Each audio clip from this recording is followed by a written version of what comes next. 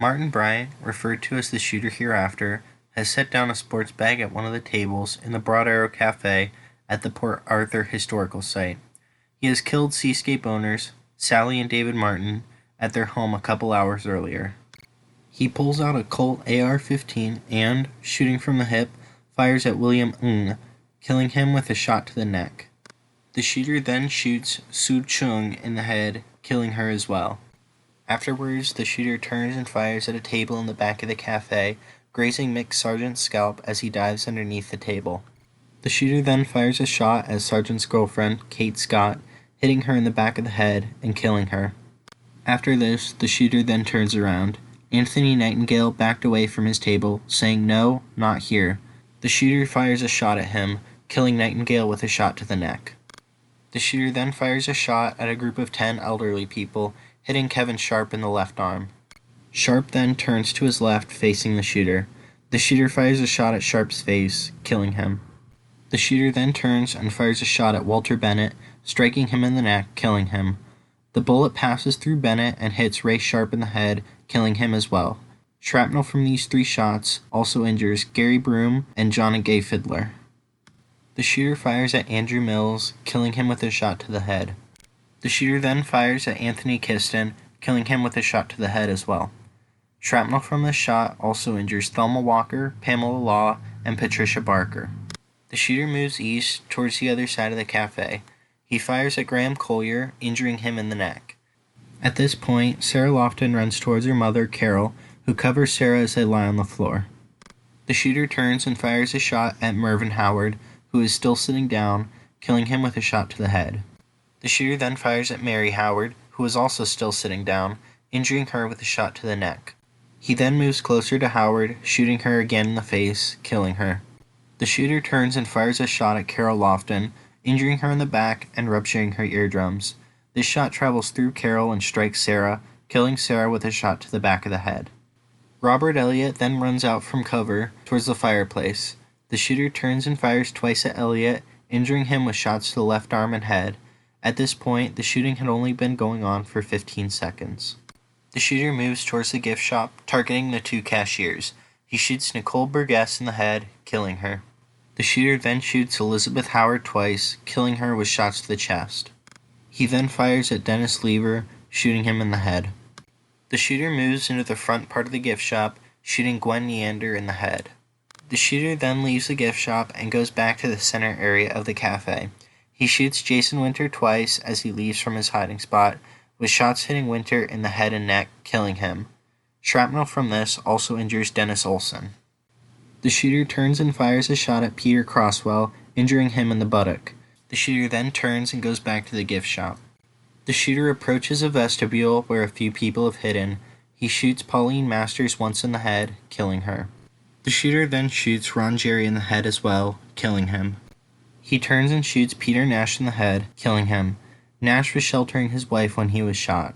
The shooter points the rifle at an Asian man and pulls the trigger, but the gun is out of ammunition. The shooter then reloads his rifle, inserting another magazine and leaving the empty magazine on the counter of the gift shop. He then exits the Broad Arrow Cafe. At this point, the shooting had only been going on for a maximum of 2 minutes. During this time, the shooter had shot 25 people, 20 fatally, with only 29 rounds, and injured 7 other people with shrapnel wounds. As the shooter walks out of the cafe, he turns and fires at the nearby information center, not injuring anyone. The shooter walks across the street into the parking lot. Some people are aware of the shooting in the cafe, while others think it's a historical reenactment. As the shooter walks across the front of the buses, he shoots a driver, Royce Thompson, in the back as Thompson was running between 2 buses. He manages to run away and rolls under a bus. Thompson will later die from his injuries under this bus. The shooter makes it to the end of the buses and shoots Bridget Cook in the leg, and also injures Ian McElwee with bone shrapnel. Both Cook and McElwee manage to run away and hide behind a nearby building. As people flee from behind the buses, the shooter goes back across the front of them. He fatally shoots Winifred Applin in the side as she runs to board a bus. The shooter then fires a shot at Yvonne Lockley, grazing her cheek as she runs away. Again, the shooter goes across the front of the buses. He shoots Janet Quinn in the buttock as she tries to run away. and collapses on the ground. The shooter fires a shot at Doug Hutchinson, injuring him in the arm. Hutchinson manages to get away by running on the shore. The shooter walks back to his car, which is parked a short distance from the buses. He changes his weapon to an L1A1 self-loading rifle and briefly sits in his car. The shooter exits his car and fires at various people. He fires at the penitentiary ruins across the water, at some people hiding behind trees, and towards people near the information center, but nobody was injured. The shooter then heads back towards the buses. He shoots Janet Quinn again in the abdomen. She will later die of this wound. He then boards a bus, only to find it empty. The shooter then fires at the neighboring bus, fatally shooting Elva Gaylord in the chest as she takes cover. He then shoots Gordon Francis in the back as she tries to shut the bus's door. The shooter then exits the bus. He notices Janet Quinn's husband, Neville, as he's comforting his wife. The shooter chases him around the bus a few times until Quinn boards the bus, followed shortly by the shooter. The shooter points the rifle at Quinn and says, "Nobody gets away from me." He then fires, with Quinn ducking as he does. The shot grazes Quinn in the neck and stuns him for a few minutes, but doesn't kill him. The shooter then moves across the front of the buses and fires at James Belasco, who is filming the shooter. Belasco is uninjured. The shooter then walks back to his car and drives down the road, away from the cafe and towards the main entrance to the historical site.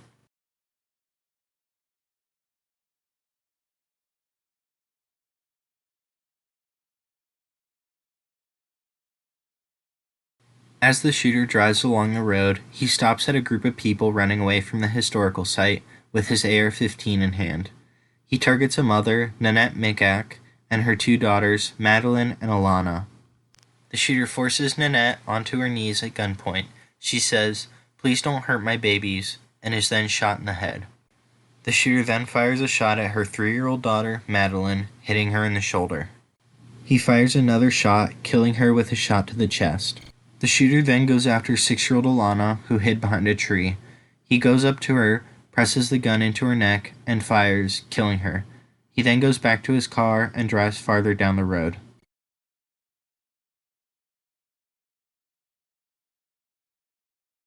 The shooter stops next to a parked BMW with 4 occupants. One of the occupants, Robert Saltzman, argues with the shooter briefly. The shooter then pulls out his self-loading rifle and fires a shot at Saltzman, killing him with a shot to the neck. Another occupant, Jim Pollard, exits the car and approaches the shooter. He fires a shot and kills Pollard with a shot to the chest. The shooter turns his attention to the other 2 occupants. He goes up to the rear driver's side door and pulls Helen Saltzman from the car, fatally shooting her in the neck as he does. The shooter then goes to the front passenger side door, doing the same to Mary Nixon, pulling her out of the car and fatally shooting her twice in the chest as he does. The shooter goes back to his car and transfers items to the other car. This includes the ammunition, the AR-15, 2 sets of handcuffs, and gasoline containers. He then fires twice at a car that is turning onto the road, hitting the car. It quickly reverses, and nobody is injured. The shooter then gets into the BMW and drives down the road. He then turns onto the highway.